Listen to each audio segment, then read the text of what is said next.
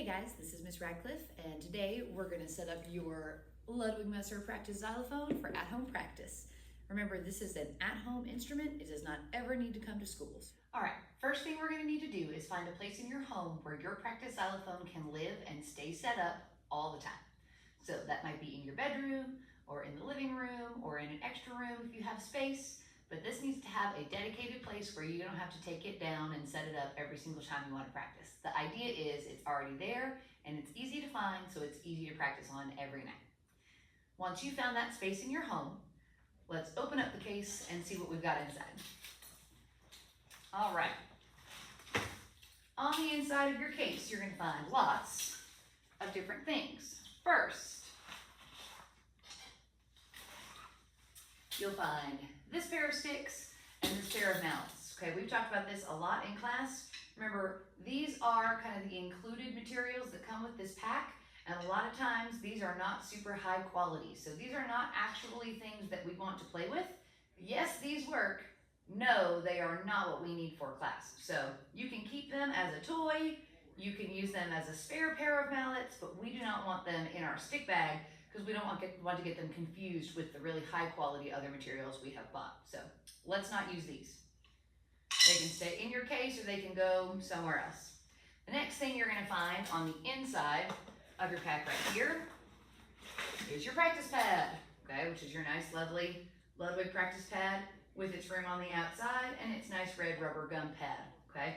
This can sit on the floor anytime you're practicing, or it can sit on the countertop in the bathroom is a really great place. So you can see your hands in the mirror, or you can even just play it sitting on the floor. We'll talk more about that in a minute.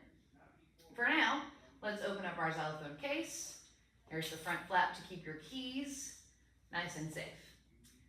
First thing we need to find is our stand underneath here. So I'm going to gently reach in and lift my keyboard out.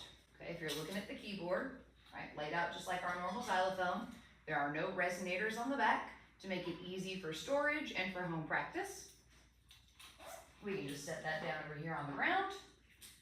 And then underneath here is where your stand is living. Now, this stand works for both your xylophone and your practice pad, but we're going to use it to set up the xylophone primarily because that's more important to make sure that it's at the appropriate height for you. It's a lot easier to set up your drum pad just on the floor or on the bathroom counter. So we're going to use this stand for our practice xylophone.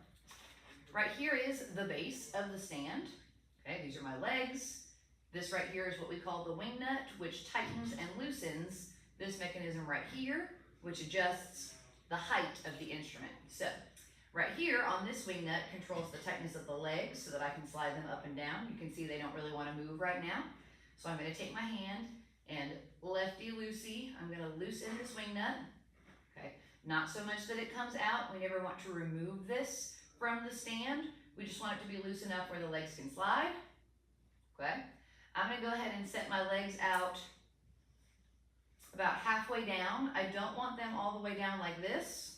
Okay, because somebody in your home is going to trip over that when they're walking around.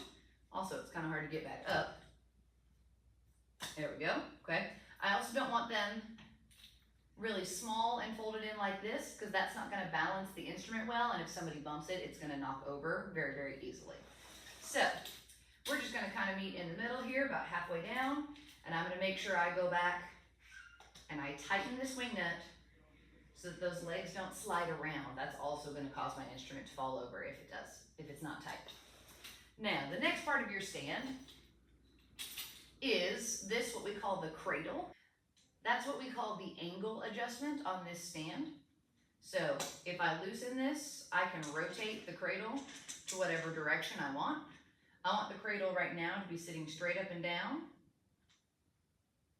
just like this. Because that way when I open up these claws, my instrument is going to be sitting flat and level. Then I'm going to take this base and slide it into the height adjustment here, okay?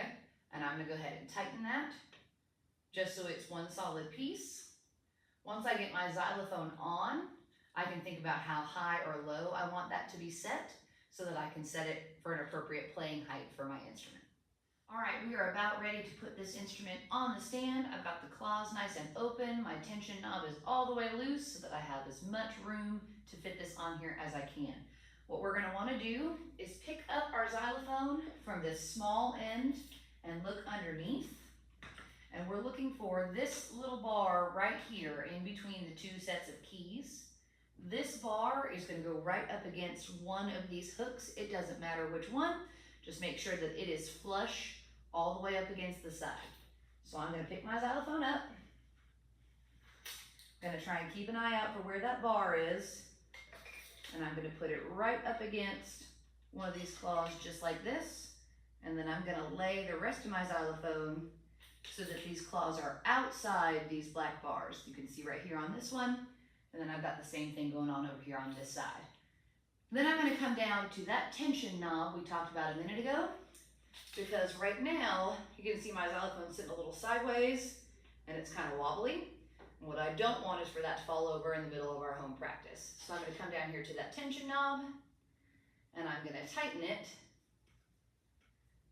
until I can see and I can take my hand and check and make sure that all of these claws are all the way up against those black